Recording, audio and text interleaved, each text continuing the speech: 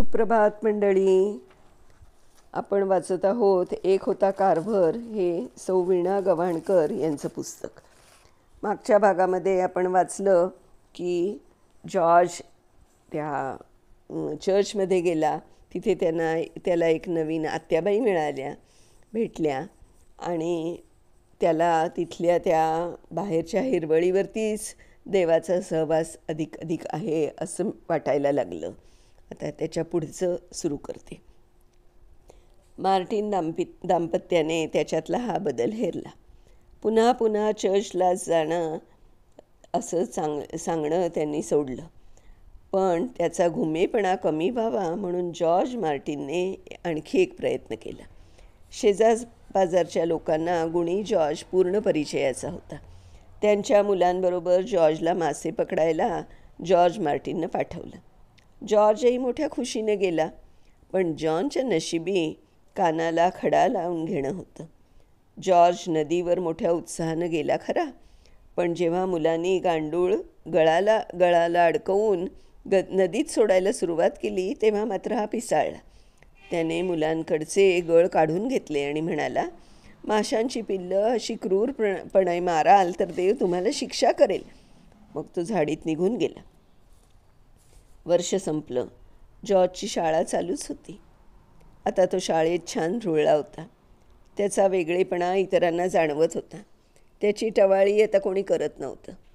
February महिन्याचे दिवस. एक रात्री मार्टिनबाईंना सडकून ताप भरला. आजार इतक्या विकोपाला गेला की बाई जगते का मरते अशा अवस्थेत गेली. पण वेळ टळली. हळूहळू ताप उतरला. तब्येत सुधारू लागली. या आजारपणाच्या काळात जॉर्जने शाळेत पाऊल टाकलं नाही. अहोरात्र मार्टिनबाईंच्या उशा पायथ्याशी बसून तिची शुश्रूषा केली. घर सांभाळलं, स्वयंपाक रांधला. एवढंच नव्हे तर नकला माकडचेष्टा करून तिला रिझवलं. याच दिवसात त्याने नकलाकारांसाठी आवश्यक असणारे कौशल्य, हजरजबाबीपणा आत्मसात केला. या कलेने त्याची साथ कधीच सोडली नाही.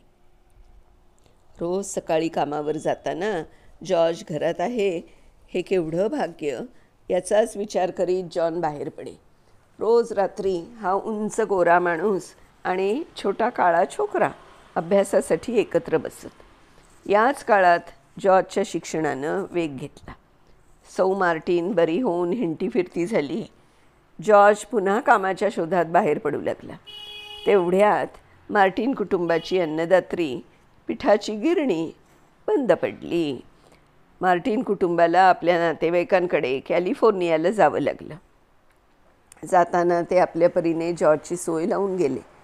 तसेच त्याने आता पुढील शिक्षणासाठी कॅन्सस या मुक्त राज्यात म्हणजे फ्री स्टेट इथे जावं असंही सुचवलं. नेओशोहून कॅन्सस 60 मैल दूर. त्या काळाचा विचार करता हे अंतर खूपच होतं. मारिया त्याने जॉर्जला एकाकी पडू दिलं नाही. ती त्याला आपल्या घरी घेऊन गेली. मारिया आत्या आणि तिचा नवरा अँडी काका या दोघांच्या एका खोलीच्या त्या घरात जॉर्ज राहू लागला. त्या खोलीतील टापटीप नीटनेटकी मांडणी, तो टुकीचा संसार जॉर्जला आवडला. मायेचा ओलावा, परस्परांवरील विश्वास, प्रेम आणि उगवणाऱ्या दिवसांबद्दलची आशा या साऱ्यांच्या आधाराने हे 3 जीव त्या एका खोलीच्या घरात आनंदाने वावरत होते. मारिया आत्या म्हणायची, बाळ, देवानं आपल्या प्रत्येक मुलासाठी काम राखून ठेवलेलं असतं. त्याच्या हातून कोणतीही गोष्ट अपघाताने किंवा योगायोगाने घडत नसते. त्याच्या मनात असावं म्हणूनच त्यानं तुला माझ्या घरी धाडलंय. मारिया आत्याच्या कामातील नेटकेपणा आणि सफाई तसंच तिचं विणकाम शिवणकाम त्याला आवडे. सुरेख शिवणीनं रफू ठिगळं लावायला तो तिच्याकडे शिकला. त्याची ती विशेष लांब सडक बोटं कुठलंही कसं चटकन आत्मसात करीत. मला समजून घ्यायचं आहे, मी हे करू शकतो या जाणीवांवर त्याच्या आयुष्याचा प्रवास चालू होता. रोज रात्री मारिया आत्या जॉर्जला तिचे जुने बायबल वाचायला लावी. त्यातले काही उतारे जॉर्जला इतके आवडत की ते जवळजवळ त्याचे पाठच झाले होते. अंधाऱ्या रात्री मेणबत्तीच्या अभावी तो असे उतारे म्हणून दाखवी आणि मग त्याची ती तीव्र स्मरणशक्ती, त्याचं ते पाठांतर पाहून आजूबाजूच्या बिऱ्हाडातल्या निग्रो बाया बापड्या आपल्या कानशिलांवर बोटं मोडीत म्हणत, माय लेकरू कसं गुणाचं ग, पोपटावाणी बोलतं. मारिया आत्याचा ऊर कसा भरून येई. रोज रात्रीचं बायबल वाचणं झाल्यावर एकदा मारिया आत्या त्याला म्हणाली, बाळा किती मन लावून वाचतोस रे तू, चांगला कीर्तनकार होशील बघ तू. नाही नाही, मी तसलं काहीतरी मुळीच होणार नाही हां, तिचं बोलणं खोडून टाकीत जॉर्ज म्हणाला. मला वाटतं जॉर्ज चांगला शिक्षक होईल, अँडी काकांनी आपलं मत सांगितलं. नाही, मी यापैकी काहीच होणार नाही. मला काहीतरी घडवायला शिकायचं आहे, करायचं आहे, काहीतरी वेगळं व्हायचं आहे. अरे पण काहीतरी म्हणजे काय? हे असं, आपल्या हातातली वस्तू दाखवीत जॉर्ज म्हणाला. ती वस्तू म्हणजे लाकडाच्या गुळगुळीत फळीवर कोरलेले गुलाबाचे फूल होते. एकांतात बसून जॉर्जने बरेच दिवस त्या कामी खटपट केली होती. ते सुबक कोरीव काम पाहून संतोषलेले अँडी काका म्हणाले, तू तर जबरदस्त पोरगा आहेस रे, कोणी का होईनास, पण तू बडा होणार हे नक्कीच. जॉर्जची शाळा चालूच होती. मारियाचे घर शाळेच्या जवळ असल्याने तिच्या कामात मदत करणं त्याला सोयीचं होई. अगदी मधल्या सुट्टीतसुद्धा तो धावत धावत घरी येऊन एखादं काम उरकून जाई. या काळात त्याला काय करावं लागलं नाही. कुणाचं अंगण झाडण्यासाठी झाडू हाती धरावी लागे, कुणाच्या चुलीसाठी सरपण फोडून द्यावे लागे, कुणाच्या बागेची मशागत कर, तर कुणाच्या कपड्यांची धुलाई. पण ते काम आणि मिळेल ते दाम. त्या काळी म्हणजे 1870-1880मध्ये निग्रो मुलांना पुस्तकं मोफत मिळत नसत. पुस्तकं विकत घेणं जॉर्जला परवडत नसे. त्यामुळे पाठ्यपुस्तकासाठी त्याला नेहमी दुसऱ्यांच्या उपकारावर अवलंबून राहावे लागे आणि ते उपकार फेडण्यासाठी मग झाडू नाहीतर कुऱ्हाड हाती घेणं आलंच. असेच दिवस गेले. नेओशेच्या शाळेतून शिकण्याजोगे होते ते शिकून झाले होते. त्याचे निरुत्तर करणारे प्रश्न ऐकून त्याचे शिक्षक आता त्याच्यावर वैतागू लागले होते. आता खरोखरच जॉर्जला ती शाळा सोडून दुसरीकडे जाण्याची वेळ आली होती. तो गावात दुसऱ्या शाळेची चौकशी करू लागला. शेवटी फोर्ट स्कॉटमधील फोर्ट स्कूलचा शोध लागला. नेओशो सोडण्यापूर्वी जिम त्याला भेटायला आला होता. त्या दोघांनी आपला एकत्र फोटो काढून घेतला. गळ्यात गळा घालून दोघं 2 दिवस हिंडले. निघण्याची तयारी झाली. नेओशो सोडण्यापूर्वी आपली आठवण म्हणून जॉर्जने एक अपूर्व भेट मारिया आत्याला दिली. तयार कपड्याच्या दुकानात दर्शनी भागात ठेवलेल्या विणकामाचे सूक्ष्म निरीक्षण करून जसेच्या तसे नमुने तयार केले आणि मारिया आत्याला भेट दिली. त्या विणकामातला सुबक रेखीवपणा पाहून मारिया आत्या खोळावल्यासारखी कितीतरी वेळ ते नमुने पुन्हा पुन्हा हाताळून बघत होती. तिनंही त्याला एक संस्मरणीय भेट दिली. कातडी बांधणीचं नवं कोरं बायबल. या बायबलनं जॉर्जला अखेरच्या श्वासापर्यंत साथ दिली. अखेरपर्यंत ते त्याच्या वाचनात होते. निरोप देताना मारिया आत्याचं आतडं तुटत होतं. कोण कुठला हा पोर कुठं जाऊन थडकणार होता देवास ठाऊक. देवा परमेश्वरा, याला कोणी चांगला गुरु भेटव रे, याला खूप काही जाणून घ्यायचं आहे.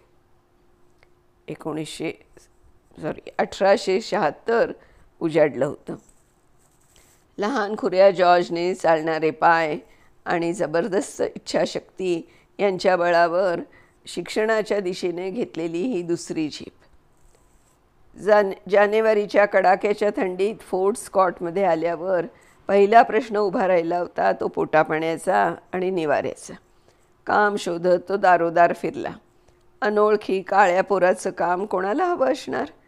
शेवटी एकानं त्याला सौ पेन यांच्या दारी आणून सोडलं.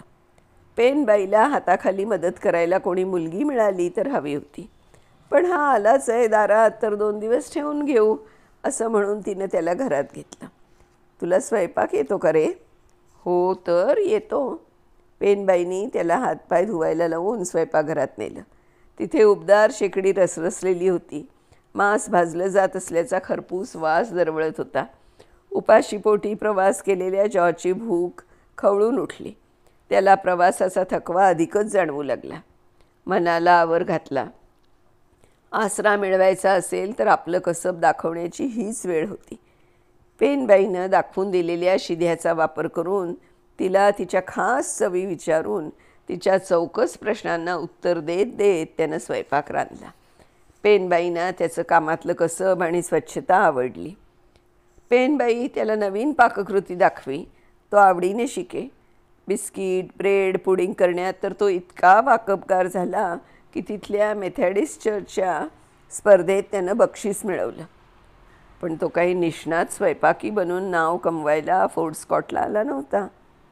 भूक आणि थंडी यापासून जीव वाचवण्यासाठी त्यानं हे काम पत्करलं होतं. थोडेफार पैसे गाठीला लागल्यावर त्याने पेनबाईचं घर सोडलं. जवळच्या शाळेत नाव नोंदवलं. दिवसभर कुठेही काम करायचं, शाळेत शिकायचं. हातात पडेल ते रात्री वाचून काढायचं. एखादं पुस्तक, कसलंही पत्रक, नवं जुनं कोणतंही वर्तमानपत्र, पुस्तिका, अगदी काहीही वाचण्यासाठी उजेड मिळायचा तो मिणमिणत्या मेणबत्तीचा. त्याचं शिक्षण हे असंच चाललं होतं, जिथून जसं मिळेल तसं. पण त्यामुळे त्याची ज्ञानलालसा अधिकच वाढत होती. त्यासाठी पडतील ते कष्ट उपसायला तो सदैव तयार असे. कामधंदा करून पैसे मिळवायचे, मग शाळेत नाव घालायचं. शिकत असताना पैसे संपले की शाळा सोडायची, परत काम करायचं. या खटाटोपात कालापव्यय होत होता. वय वाढत होतं. त्यामुळे त्यांच्या वर्गातील मुलात आणि त्याच्यात जिवलग नातं, मैत्री निर्माण होत नसे. तसंच बहुतेक सारी मुलं गौरवर्णी. त्यामुळे त्यांच्या आणि याच्या जगात महद अंतर. आधीचा बोल आणि एकाकी असणारा जॉर्ज अधिकच कोशात जाई. कॅन्सास प्रथमपासून मुक्त राज्य होतं, तरी यादवी युद्धाच्या काळात या फोर्ट स्कॉटनं दक्षिणेच्या बाजूने म्हणजे पर्यायानं गुलामीच्या बाजूने कौल दिला. त्यामुळे तिथे वरचेवर वांशिक झगडे झडत. त्यात होरपळत ते काळेच. जॉर्जलाही त्याचा प्रसाद मिळालाच. एकदा तो हातातली पुस्तकं सावरत एका दुकानाच्या खिडकीतील चित्र पाहत उभा होता. 2 गोऱ्यांनी त्याला हटकलं. काय रे पोरा, ही पुस्तकं कोणाची? मी विकत घेतली आहेत शाळेतून. अरे वा, विकत घेतलीत म्हणे. त्याच्या बोलण्यावर अविश्वास दाखवत एकजण दुसऱ्याला म्हणाला. काळ्यांना शाळेत कधीपासून घ्यायला लागले? चोरली असतील झालं, दुसरा म्हणाला. आता काय घडणार आहे आपल्यावर, कोणतं संकट गुदरणार आहे याचा अंदाज जॉर्जला आलाच. जीव वाचवायचा असेल तर पळायला हवं होतं. तरीही तो तिथेच उभा राहिला. पळून जाऊन न केलेला गुन्हा शाबित का करा, आणि पुस्तकापेक्षा आपले निरपराधित्व अधिक महत्त्वाचं नाही का? आणि इकडे ती माझी आहेत. त्याच्या या उत्तरावर त्या दोघ्या गोऱ्यांनी त्याच्यावर झेप घेतली. एकानं त्याला तडाखे लगावले, तर दुसऱ्यानं त्याची पुस्तकं चिनावून घेतली. ते निघून गेले. कोणीही त्याच्या मदतीला आलं नाही. रात्रभर त्याला झोप आली नाही. एकच विचार त्याला सतावत होता. उद्या शाळेत घेऊन काय जायचं? शिक्षणात पुन्हा खंड. पुस्तकांसाठी पैसे मिळवायला हवे होते, म्हणजे काम अधिक करायला हवं होतं. तोपर्यंत शाळा बंद. त्याचं बाल्य असं कामाच्या रगाड्यात हरवून गेलं. बालसुलभ खेळणं तर त्याला जमलंच नाही. परवडलंही नाही. अवलंबून कोणावर राहायचं नव्हतंच म्हणा तसं कोणी त्याला. आणि कीव केली जावी हेही त्याला पसंत नसे. त्यामुळे संपूर्ण स्वावलंबन त्याच्या अंगी रुजलं. आपले प्रश्न आपणच सोडवायचे, आपल्या जबाबदाऱ्या आपणच पार पाडायच्या. त्याच्या अनाथ असण्याचा हा फायदा. तडाखे सहन करणाराच ताठ उभा राहू शकतो याची जाणीव त्याला बाळपणातच झाली होती. मंडळी, आता ह्याच्या पुढचा भाग आपण उद्या वाचूया. तोपर्यंत बाय बाय.